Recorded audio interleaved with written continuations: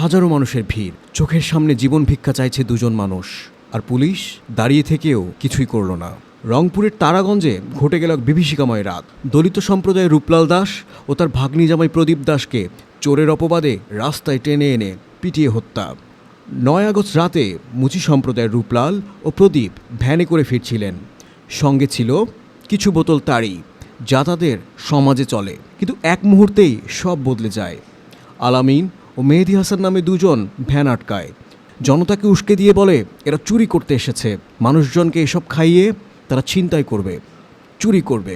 চোখের পলকে কয়েকশো মানুষ মিলে তৈরি হয় এক উন্মত্ত মব। তখনও দুজন জীবিত।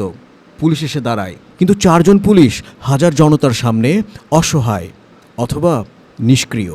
বুড়িরহাট উচ্চ বিদ্যালয় মাঠে ভ্যানের উপর দাঁড়িয়ে হাত জোর করে জীবন ভিক্ষা চাইছে রূপলাল, কিন্তু উত্তেজিত জনতা কেইল, লাঠি, রড দিয়ে ঝাঁপিয়ে পড়ে তাদের ওপর। কেউ ভ্যান থেকে মাটিতে ফেলে, কেউ গলায় পা তোলে, কেউ উল্লাসে লাফিয়ে লাফিয়ে লাথি মারে তাদের। ভিডিওতে আরও দেখা যায় পুলিশ পলাইছে। হ্যাঁ, পুলিশ ফেলে চলে যায়। পুলিশ আসার 1 ঘন্টা পরও তারা জীবিত ছিল।